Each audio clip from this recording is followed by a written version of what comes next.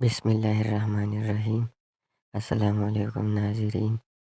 ایک بادشاہ خود کو عقل و دانش کا گہوارہ سمجھتا تھا، خود پسند، خوشامد پسند، عقل کل کا مالک تھا، جبکہ اس کا وزیر باتدبیر، پڑھا لکھا، تحمل مزاج اور سمجھدار تھا۔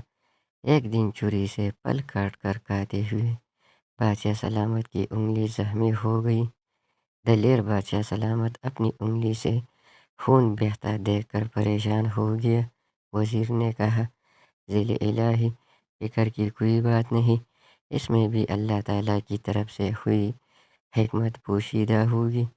نازک مزاج بادشاہ سلامت چلا اٹھے، میری انگلی کٹ گئی اور اسے اس میں کوئی بہتری نظر آ رہی ہے۔ داروغہ داروغہ، اسے جیل میں ڈال دو۔ وزیر کو جیل میں ڈالنے لگے تو وہ بولا، اس میں بھی میری کوئی بہتری ہوگی۔ کچھ دنوں بعد بادشاہ کی انگلی ٹھیک ہو گئی۔ وزیر ابھی تک جیل میں ہی تھا۔ بادشاہ سلامت ایک دن اکیلے ہی جنگل کی طرف نکل گئے۔ واپسی پر راستہ بھٹک گئے اور کسی دوسرے علاقے میں پہنچ گئے۔ وہاں کے وحشی لوگ بادشاہ سلامت کو پکڑ کر اپنے سردار کے پاس لے گئے۔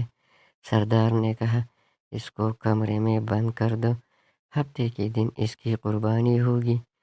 مقررہ دن بادشاہ سلامت کو جب قربانی کے لیے چبوترے کی طرف لے کے جا رہے تھے تو ان کے مذہبی فروخت کی نظر اس کی انگلی پر پڑی، جہاں اسے کٹ کا نشان نظر آ رہا تھا۔ فروخت نے جنگلیوں کے سردار کو مخاطب کر کے کہا، سردار، اس کی قربانی نہیں ہو سکتی کیونکہ یہ داغی ہے۔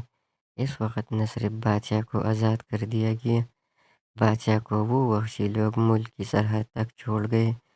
جب بادشاہ محل میں پہنچا تو اس نے فوراً وزیر باتدبیر کو رہا کر دیا اور کہنے لگا، تم ٹھیک کہتے تھے کہ انگلی کے کٹنے میں اللہ کی طرف سے کوئی حکمت پوشیدہ ہوگی۔ زخم کے اس داغ کی وجہ سے میری جان بچ گئی۔